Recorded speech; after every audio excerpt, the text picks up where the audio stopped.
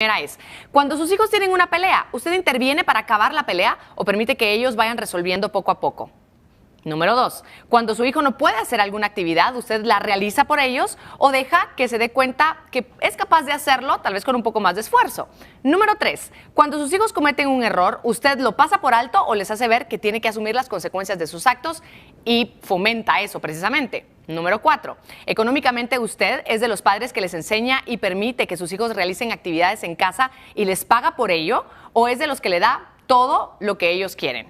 Número 5, es de los padres que a pesar de que sus hijos ya son grandes, sigue pagando sus gustos o les hace ver que ellos también deben costearlos. Son 5 preguntas muy sencillas que a lo mejor no encierran todo el concepto de criterio, pero si usted ha respondido sí a la mayoría, es usted de los padres que puede ser que no esté permitiendo que sus hijos tengan criterio desde pequeños y probablemente esto le pueda afectar en un futuro a su hijo. Si sus respuestas, la mayoría fueron no, es usted de los papás que está permitiendo y está dejando que su hijo vaya resolviendo poco a poco sus problemas y sepa cómo ir tomando decisiones para actuar defendiendo sus decisiones y su razonamiento en las diferentes circunstancias. Y si sus respuestas son casi mitad, revise en qué áreas usted tiene que aprender todavía a formar este criterio, a soltarlos y dejar que ellos vayan decidiendo y asumiendo las consecuencias de sus actos. Algo muy sencillo para introducir el tema de esta noche, hijos con criterio. Me da mucho gusto recibir a Carla de Rodríguez, que nos acompaña una vez más. Bienvenida. Gracias. ¿Cómo estás? Muy bien, gracias a Dios y gracias de nuevo por la invitación. Gracias por acompañarnos porque nos ayudas, nos guías, nos ilustras. Hablemos un poquito de cómo hacer que nuestros hijos tengan criterio. ¿Cómo se hace? Bueno, realmente es educar es extraer, el origen etimológico de la palabra es educere, que es extraer lo mejor. Y antes que hablar de educar con criterio, tenemos que plantearnos el tema de la educación. Educar es que el hijo se sienta amado, que vea que sus padres se aman y enseñarles a amar. Esto como premisa fundamental, porque se ama el bien, se ama lo que es valioso, y de ahí viene el tema del criterio. Porque el criterio es esa pauta, esa norma, ese proceder que hace referencia con el que yo después analizo situaciones, tomo determinaciones, tomo decisiones y actúo en consecuencia. ¿Se educa primero los valores para después tener criterio o no? ¿O va de la mano? ¿Cómo funciona? La educación en valores es para toda la vida. Sí. Uno nunca deja de educar y no debemos de subestimar la edad en la que debemos hacer esto con nuestros niñitos. Nuestros niños desde el preescolar están aprendiendo sinceridad, obediencia y si manejan esas virtudes de la sinceridad, de la obediencia, pueden después hacer el fundamento para el resto de virtudes que los van a ayudar para poder ser libres, que al final nosotros lo que deseamos es que nuestros hijos sean libres para que sean felices. Entonces, educar en criterio pareciera como que todo el mundo quiere hacerlo, pero le metemos muy poca cabeza. Pero es como un iceberg. A mí me gusta ilustrarlo como un iceberg, ¿verdad? Que las acciones son la punta del iceberg, es lo que nosotros logramos ver. Pero en realidad toda la formación de criterios es el 90% que no vemos, que es lo que hemos ido haciendo desde el preescolar. Cuando yo le enseñé a poner las cosas en su lugar, a hacerse cargo de que haga su cama, de que ponga su ropa en su lugar, que ayude con ciertas actividades de la casa, tareas, para irlo ayudando a tomar decisiones libres que tengan ese referente con una norma de conducta que le haga un bien. ¿Qué pasa, Carla? Vemos una gran diferencia, creo que nosotros todos lo vemos con nuestros papás, ¿no? Yo cuando mis papás, yo no les cuestionaba nada y mis hijas me cuestionan todo, por ejemplo, ¿no? Con cosas tan simples. ¿Cómo sé que el criterio que estoy formando en ellos es criterio o es imposición mía? Bueno, nosotros pasamos de una sociedad autoritaria a una sociedad permisivista. O sea, hoy día pasamos de una forma pendular, de que todo era porque te veían feo, y entonces si no lo hacías, la guillotina. Porque así tenía que ser, uno no cuestionaba que había que hacerlo. Entonces era ese criterio, ahora el de se los permito todos. Y ahora le pedimos permiso a los hijos para todo y le tenemos miedo a los hijos, ¿verdad? Entonces creo que vamos a regresar a ese equilibrio que es una relación armónica de autoridad y comunicación, que es mucho de la escucha del hijo, a poder hacerlo más asertivamente y no coercitivamente. Ir adelante, anticiparse. Entonces, si el hijo conoce ciertos criterios, y todo con referencia al bien, porque uno educa desde la razón, uno no educa desde el sentimiento, pobrecito, me da lástima, claro, si no, ¿verdad? Porque entonces yo escuchaba las preguntas que tú lanzaste al público y digo, muchas de esas preguntas, si se contestan desde el sentimiento, lo que yo no tuve, claro, lo que a mí me faltó. Para que no se frustre, para que no sufra, para, sí, claro. para que pertenezca, ajá, porque todos lo hacen menos él. Entonces, el sentimentalismo es un muy mal consejero.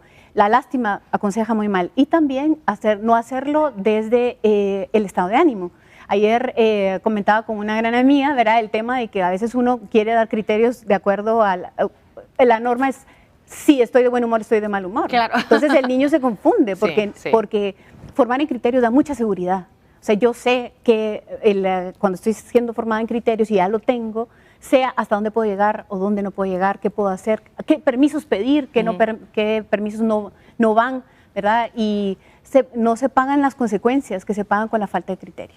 Te pregunto algo porque sé que es algo que a veces o esperamos o después alegamos de que no se hizo. ¿Qué rol juega el colegio o los centros educativos en la formación de criterio de un niño joven? Me parece muy buena pregunta. Debemos de estar claros, y eso sí me gustaría muchísimo que la audiencia lo comprendiera, que los padres somos primeros educadores en todas las temáticas. No estoy hablando en el tema académico, o sea, no digo que los padres seamos primeros educadores en matemáticas, ¿verdad?, o en lenguaje, pero el colegio es subsidiario en estos temas.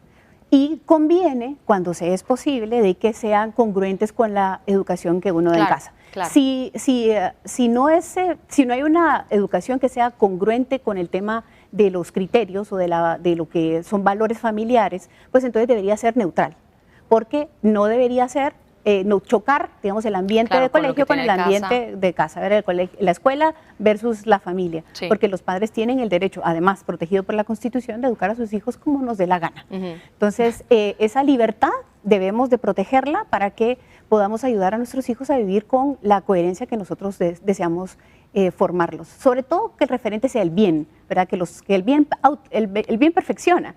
Entonces no es un tema de, bueno, ese es tu concepto de bien y este es mi concepto de bien. Debemos educar con criterio, con la base de la verdad.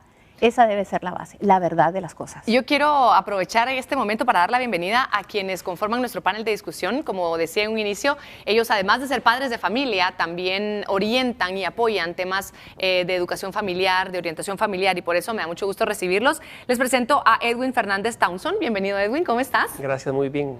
Gracias por acompañarnos. Te pregunto, ¿cuáles temas crees tú que ha sido difícil educar en criterio a tus hijos? Bueno, muchas veces, por ejemplo, el tema de la presión de grupo. Es importantísimo porque en los colegios, en las amistades, generalmente está el tipo de amigos que son los populares, que son los que generalmente no te llevan exactamente al mejor camino, ¿verdad? Entonces, pues muchas veces es importante que ellos vayan entendiendo hacia dónde tienen que ir. O sea, el formar en los hijos que no tienen que dejarse llevar por lo que hay, sino que ellos tienen que formar el surco. Claro, que por un lado lo que quieren es pertenecer y por otro lado les estamos pidiendo que no pertenezcan a ciertas cosas que son atractivas además para ellos. Vamos a hablar de esto más adelante, pero quiero presentar también a Karen de Fernández Townsend. Gracias por estar con nosotros, Karen. Hola, bienvenida. Tuti. Gracias, hola. Gracias. De lo que tú has visto también de otros papás, ¿cuáles son otros temas que tú crees que son difíciles de educar criterio en esos temas, mejor dicho? Bueno, yo me atrevería a decir que uno de los temas que más nos está costando en este momento a los papás es el tema de los límites.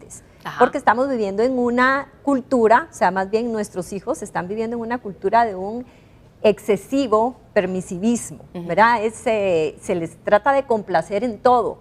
Entonces, si vieron 2 horas de televisión, pero quiero ver una más, entonces va la 3ª hora, va la 4ª hora.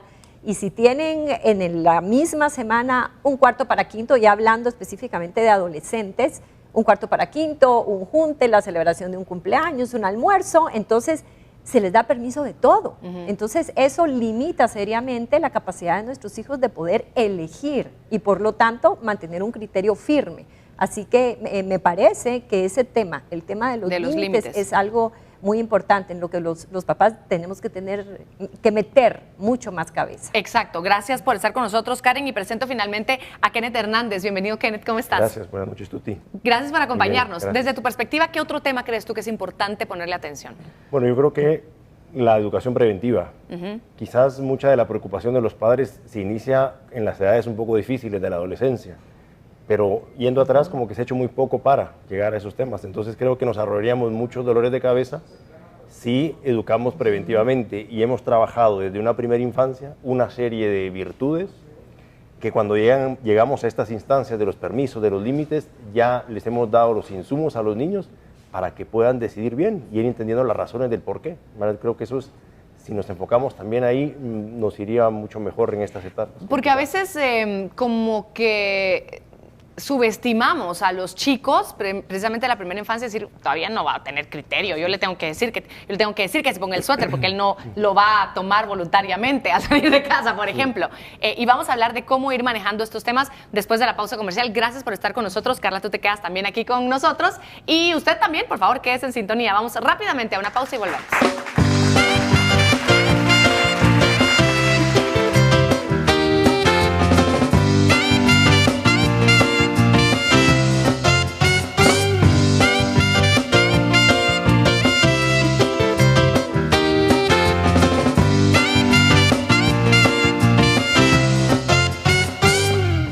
Al volver. Lo que nuestros hijos necesitan ver no es padres perfectos que no se equivocan, eso sería tenerlos en un mundo de fantasía. Habemos muchos papás que tenemos buenas intenciones, pero no se ven en la práctica, en la agenda, en la agenda de que nos importan los niños, los hijos.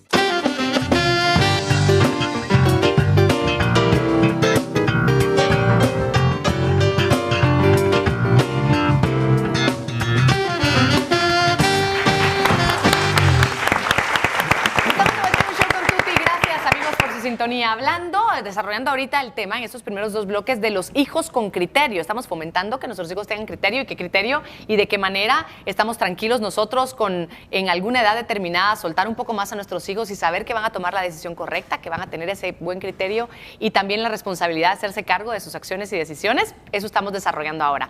Gracias por seguir en sintonía y quiero yo preguntarles a ustedes, ¿qué pasa si los papás tienen diferente criterio? ¿Cómo se resuelve ahí? Porque creo que ese es un problema. Kenneth, empiezo contigo ahora. Bueno, no, yo creo que ese es un tema fundamental. O sea, para no crear confusión en los niños, sí, a ver, hay, por así decirlo de una manera, reuniones de gerencia entre los padres, ¿no? Para decidir el norte, ¿verdad? Y hay que hacerlo así, porque el proyecto más importante que tenemos entre manos es la familia, son los hijos. Y así como hay en reuniones de negocio, pues temas de junta directiva donde se deciden cosas y políticas a largo plazo, pues lo mismo, en familia habrá que decidir culturas familiares, qué cosas sí, qué cosas no, cuál es el, por así decirlo, producto final que queremos, cuál es el perfil que queremos de hijo, y en base a eso, pues entonces, antes de enfrentarlo a los hijos, pues previamente hablarlo, llegar a acuerdos papá y mamá, decir, bueno, sobre este tema, ¿qué? ¿Cómo? ¿Por qué? Y buscando siempre el bien, o sea, no un capricho, un me parece, un opino, tener claro qué es lo que perfecciona a la persona, y en base a eso, pues, dar los lineamientos para que los niños, pues, se vayan formando el criterio. Me parece muy bien, Carla, de qué manera se puede manejar, porque coincido contigo, qué bueno que yo diga, ¿sabes qué? Nos aproximamos a la adolescencia, ¿por qué no hablamos tú y yo primero de cómo vamos a orientar en este y este y este tema? Pero llega el niño y nos sale con otro tema completamente distinto que no habíamos considerado, y en el momento de la discusión nos damos cuenta que tenemos una diferencia. ¿Cómo deberíamos, como padres, manejar ese momento en beneficio del hijo? Nunca frente del hijo. O sea, las discusiones, así como nosotros decimos esa famosa frase de los trapos sucios se lavan en casa, dentro de casa los trapos sucios se lavan dentro de la habitación del marido y la mujer. Sí. Okay.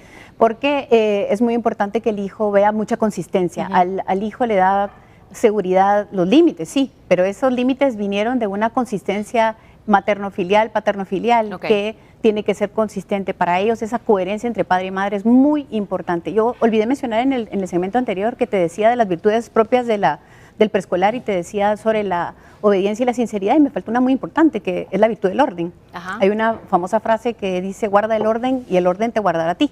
Hoy día tenemos los padres mucho miedo de educar en el orden, no solamente en el orden material, en el orden de prioridades, en el orden moral, en el orden de cómo se deben hacer las cosas, en el orden, etcétera. Entonces, como eso se forma desde el preescolar, el hijo va agarrando ese criterio. Mis hijos tomaban decisiones cuando tenían 5 años, 4 años en el preescolar sin que yo estuviera ahí, porque tenían un referente. No, por ejemplo, no se pega. Las personas buenas no pegan, no las personas lindas, porque después cualquiera le dice linda y dice, no, mi maestra dice que soy linda.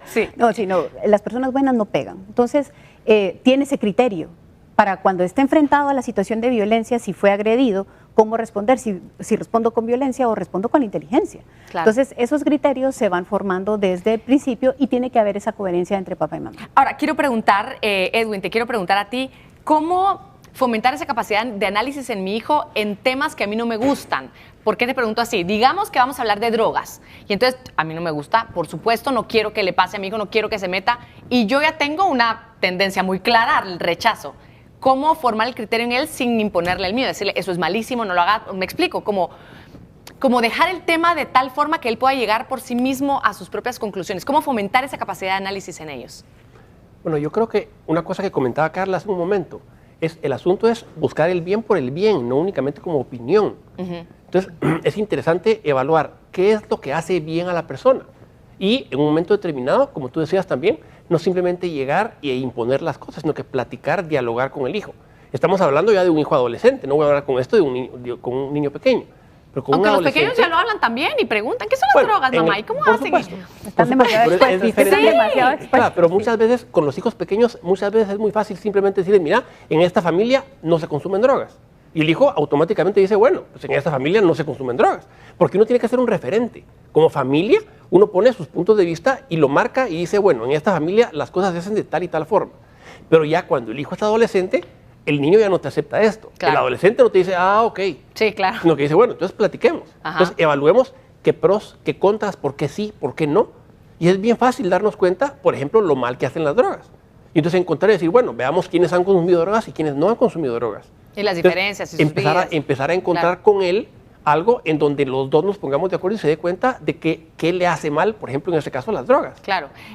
Karen, digamos que empezamos a platicar de esto y empiezas a escuchar su punto de vista, que es lo que recomiendan muchos expertos, ¿no? Primero, averigüe qué es lo que piensa su hijo sobre el tema para usted saber por dónde está, ¿no? En dónde está parado. Digamos que te das cuenta o nos damos cuenta que nuestro hijo de verdad se está bateando y tiene un punto de vista muy distinto al nuestro, muy peligroso desde nuestra perspectiva. ¿Cómo lo encaramos? Ya que dijimos, bueno, ¿tú qué opinas? Ah, no, yo pienso que no pasa nada, mamá, porque no sé qué. ¿Cómo abordamos entonces el tema? Sí, mira, Tuti, a mí me parece el comentario que hizo Kenneth de la prevención. Obviamente tú ya estás planteando una situación en donde ya hay, ¿verdad?, una percepción, digamos, equivocada del hijo que creemos que lo puede llevar por un mal camino, ¿verdad? Si vamos al tema de la prevención, porque esto no sucedió del azar, sino tiene todo un antecedente. Entonces, yo quisiera reforzar aquí el punto de la comunicación. O sea, la comunicación no es, o sea, la comunicación, la confianza, el amor con los hijos no es algo que los padres nos merezcamos solo por el hecho de ser padres, sino que es algo que tenemos que ir ganando en el día a día, empezando desde que son chiquitos, desde que están en el preescolar. Me recordaba ahorita una mamá que se nos acercó hace algún tiempo y ella pues estaba sufriendo una situación muy difícil en su familia porque su niña, bueno, ya no era niña, es adolescente, de 14 años, había quedado embarazada de su novio de 15 años, ¿verdad?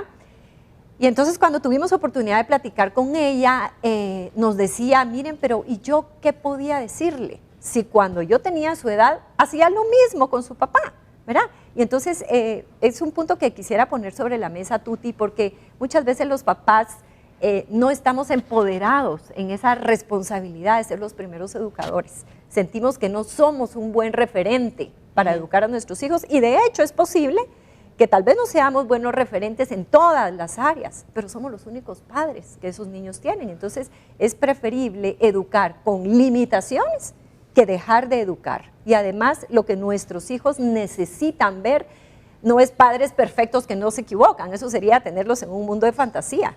Lo que necesitan ver es padres que en medio de limitaciones nos estamos esforzando por ser cada día mejor. Claro, porque de esa forma también le estamos modelando a resolver problemas o aceptar equivocaciones que podemos nosotros también tener. Gracias de verdad por estar con nosotros.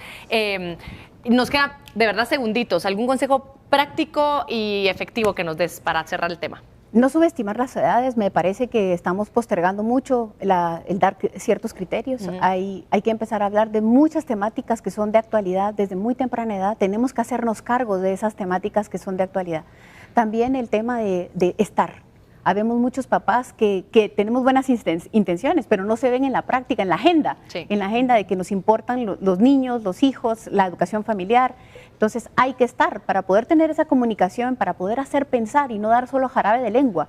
Hay que estar en la casa y no solamente un tiempo de lo que decimos nosotros calidad de tiempo, también cantidad. Debemos esforzarnos por la cantidad y saber poner el acento, ayudarlos a comprender que el bien, la elección del bien es lo que los hace libres, no hacer cualquier cosa. Elegir cualquier cosa no es libertad, sino la elección del bien porque les da la gana.